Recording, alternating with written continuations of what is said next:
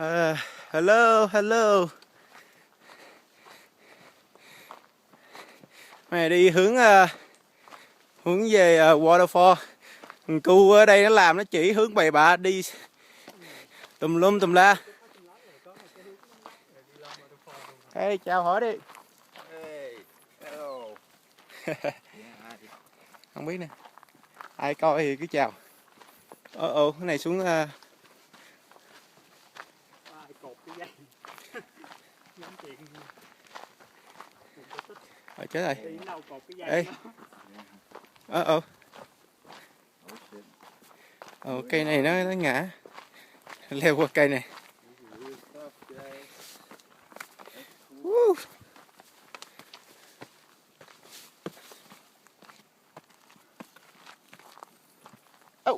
Au. Gai. Đi coi chừng từ từ. Quay phim.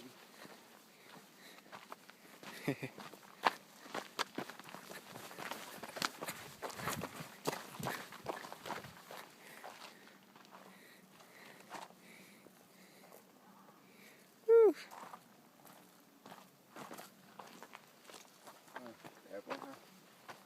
It's beautiful, guys.